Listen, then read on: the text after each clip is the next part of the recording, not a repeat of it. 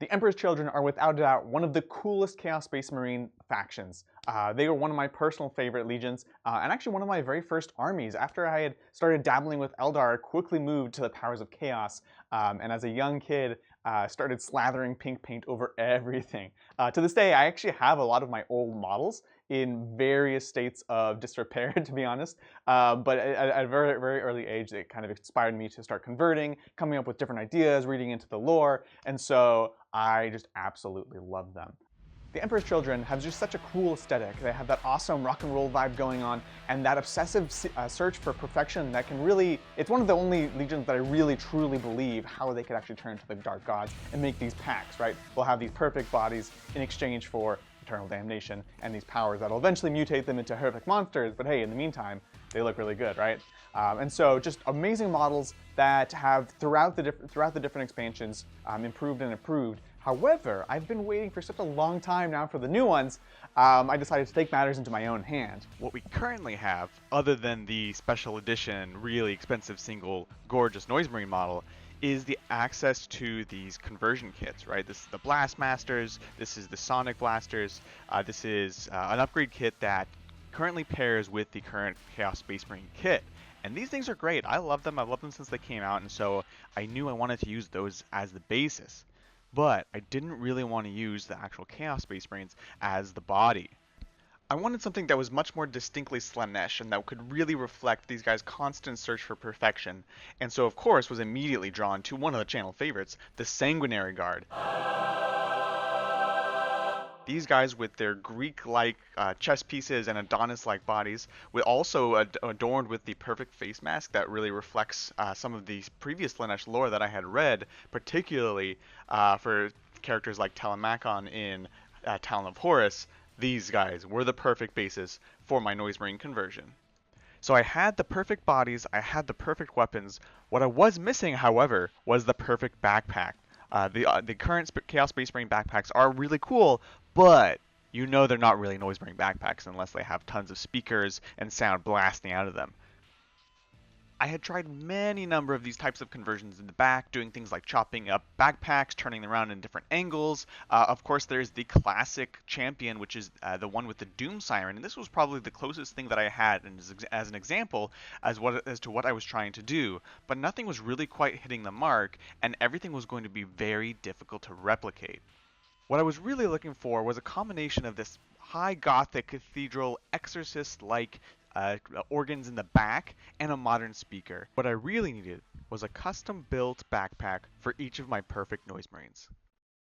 And so when we were approached by Anycubic about receiving a 3D printer for the purposes of actually making a video and working on a project for, I had to absolutely jump at the opportunity. So first of all, thank you Anycubic for sending us the materials to actually do this. So let's go ahead and take a look.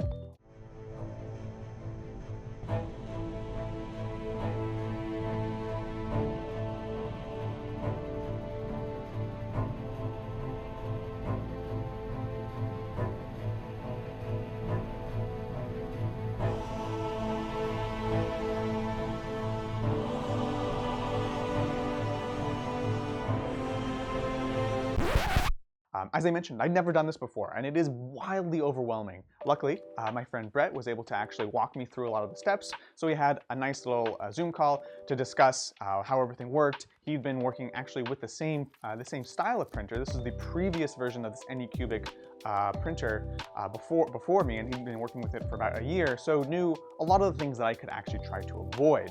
And so first and foremost, I'll say this process was not that simple. There was a lot to learn, a lot of things that honestly, if I hadn't had the help, I could have tripped over. Not to say that it was bad, but there was definitely a lot to learn. So going into it, I had a few things that I think worked well for me. So first off, 3D printing. A lot of us don't know anything about it really. We know in theory what it is, and I had actually changed since the last time I had really truly looked into it and decided it wasn't quite there yet. So the Photon Mono is a resin printer, and the way it works actually is it actually has this plate that lowers down into this vat of liquid resin. And layer by layer, it shines an LED light from the bottom onto this plate. and cures a layer at a time of the file, essentially. The file is basically thousands of images or hundreds of images, depending on how big your model is, and it just cures a single layer and then turns that liquid resin to solid resin.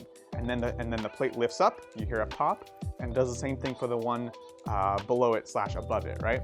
And so on and so forth until you have this whole model that's lifted out. So totally different than like the filament printers that I had sort of gotten used to seeing and discussing with other people trying 3D printing. So this has a lot of advantages. This is much higher resolution because honestly, this was the reason I had skipped out on it before, right? It was interesting, but it just couldn't get the resolution that I needed to be able to work with models and miniatures and things like that, right? And so it gives us that. And then the other new improvement that is recent is the mono screen. So it goes much, much faster. Again, another really important part for me. I like to work fast, I like to iterate. I can't be waiting for forever to get one version of it done to only find that it's messed up and go on to the next one. So big advantages, and also something that came with this new printer, which was cool. So of course the technology's improved, but I still had my fair share of failures. One of my very first builds, prints that actually came off of the build plate and ended up basically curing on the bottom of the actual printer and getting stuck in the filament essentially. And so I had to very carefully try to pop this off without actually scratching it. Once I got the hang of it though, I quickly fell down this rabbit hole and ended up printing object after object after object. I found these amazing resources. My Mini Factory is a website that I use constantly, and they just have this amazing database of models that you can print, largely miniatures, things like that, for Warhammer, for D&D, for whatever. And so I just poured through these, buying all of these things, trying them out. My wife and I just became quickly obsessed with printing all these different miniatures and trying them out. Not least of which was actually the Raging Heroes Christmas campaign, where they had like these wild Gothic ornaments and characters and things like that. And so we dove right into that and 3D printed like pretty much all of our ornaments for the year, and just got really excited at the potential of actually creating things just completely from scratch, right? So Raging Heroes was super useful, and Bestiarian Miniatures was a big one. I actually used that on some of my Slaaneshi models, and so just dove in making model after model after model, all the while thinking about how I was going to make the backpacks, what was the best way to do this. So once I felt comfortable enough with the actual process, I was able to go ahead and dive on in. So as I mentioned, I've worked in 3D modeling before, in games and animation, and so had experience actually designing these 3D shapes.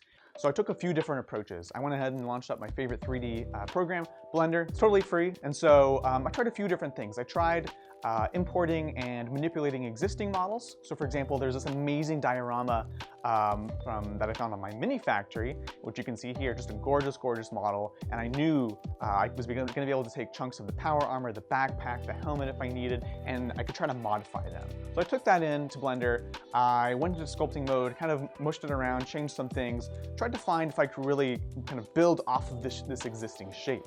What I found was it was actually really difficult to work with because when you're manipulating these really high resolution models, it's really hard to keep the slick, clean edges to things and manipulate them at the same time, right? And so very quickly I found that wouldn't quite work. So moving on, I tried to actually go ahead and sculpt my own. So I started pipe by pipe, laying out the different dimensions. I still used the backpack from the Crusader model as a basis for the dimensions. Then it helped me get the sense for the Space Marine backpack. And from there I could build out and sculpt out these kind of pipes coming out of it. Now I wanted it to be big, I wanted it to be ridiculous, but not so wild that it felt out of place, that it made the model twice as tall and things like that. So tried to find a balance between that and still tried experimenting with different faces that I could sculpt on. Wasn't happy with anything, honestly. In the end, went for a very simple design where I had these pipes coming up and I had these kind of speaker slits at the top of them. I did want this combination of, again, this rock and roll aesthetic, but also the church pipe organs. And so was really happy with how this turned out. So once I'd made the model in Blender, I then immediately exported it as an STL file. And I went ahead and took it into this program called Kitbashing. And Kitbashing is a third-party program. It's not actually directly related to Anycubic, but I highly recommend it. Because what I had to do next was actually set up the supports for the character. These supports are the things that are going to be holding the actual model to the build plate while it's printing out. As you can imagine, you're going to have different angles, different shapes that you need to attach somehow to the ground before they're supported by the rest of the model. This was definitely a learning process. This is something that I talked with Brett a lot about, They do have an auto support generation system, but you really can't completely count on it. There's different things that I won't notice. One of the main things you have to look for is, are there islands, right? Are there different parts of the model that will get rendered, that'll get cured while they're not attached to the main part? So once I had finished in Chitubox, I had the general layout, the size of the build plate that I had. I went ahead and saved that and took that into the actual Photon workshop. This is the program that I would then use to slice the object into each individual layer that we discussed earlier. So I would take it in, I played a lot with these different settings with different models. One thing you can see as I went through my different trials and errors is some of these models, you can really start to see the ridges, the steps that delineate each and every layer. And so it's a careful combination of how small are these layers, how are you blending them, how are you tilting the model before you're supporting it. All of these things contribute to how fast it takes to print your model, how high resolution it looks. All these different things kind of come together, and also the likelihood that there is a build failure. All right, so after the 2 hours of printing the backpacks, we're now ready to go ahead and wash and cure them. What this means is the resin was partially cured from the LED at the bottom of the printer. And so this means that they're fairly hardened, but they're actually not fully done. Right now they're gonna actually bend quite easily, they're gonna get cut quite easily, and so we have to finish the curing process. So what we do is I take them out, I throw them in an isopropyl bath. This is something that previously didn't really exist as far as 3D printers. Certainly didn't exist for Anycubic, and this was something that a lot of people would kind of do by hand, right? They would have different tubs and tools and different washing machines that they kind of hodgepodge together. But one of the nice things is Anycubic actually went ahead and sent us their new wash and cure machine that makes this all so much easier. And for me, a newbie to 3D printing, was very welcome.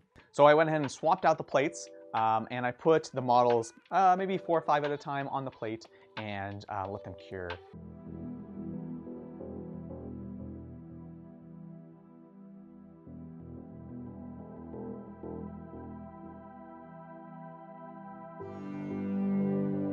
This will be for a few minutes. I'll actually flip them over to the other side. There's something very calm about it. I'm just kind of going along, doing this thing.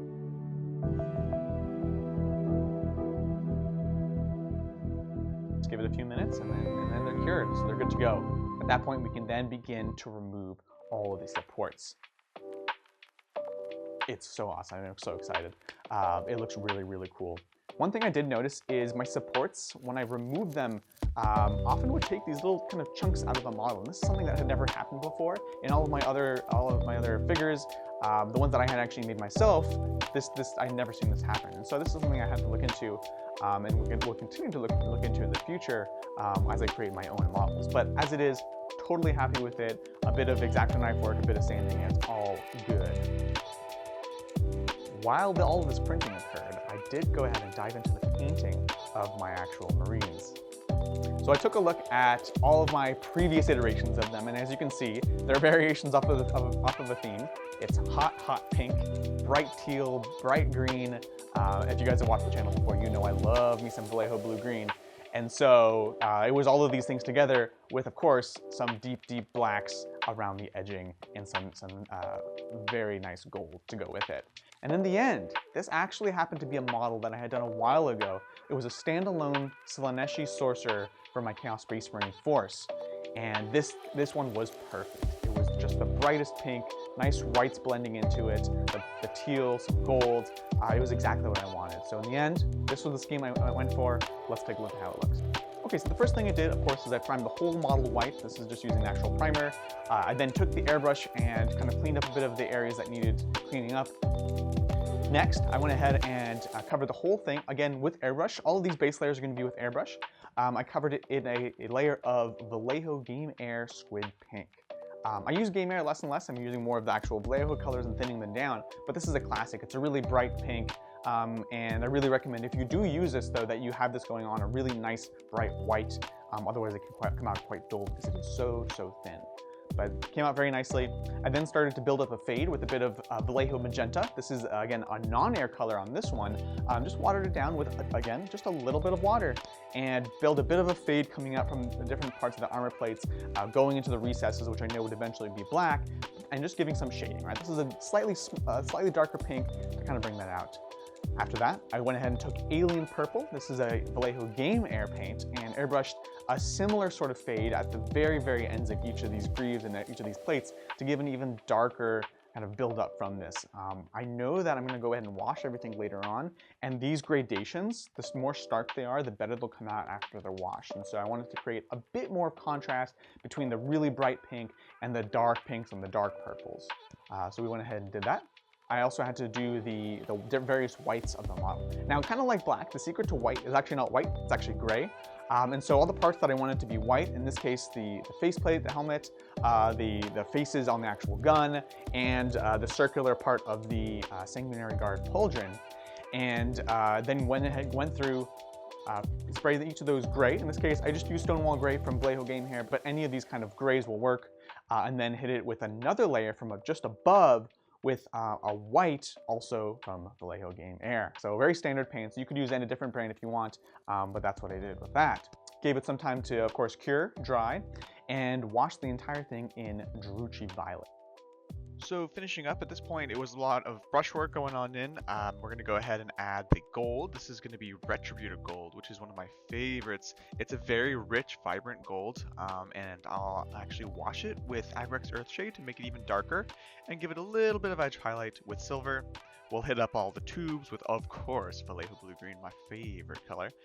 And we're going to give it just a little bit of an edge highlight to all the edges around the pink armor. And that's going to be almost a pure white. And finally, we're going to do the gloves in black with, again, a bit of edge highlighting and just a bit of a blue wash to kind of give them some depth.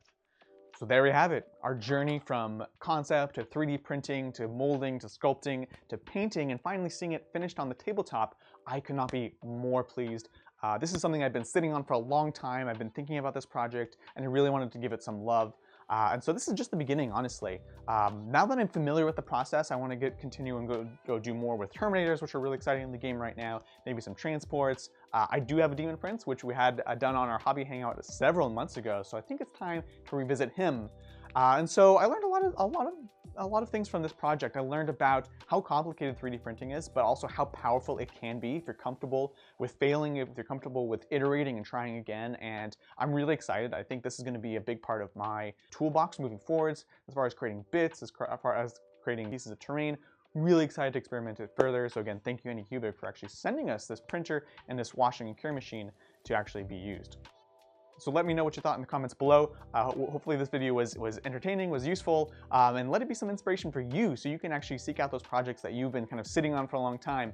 Let's get them done. Let's have some really cool projects. You can, of course, join our Discord and show us in many of the hobby sections we have going there. We're constantly sharing work with each other, showing off what people are doing. And so come join us there. And of course, we'll see you next time on the tabletop.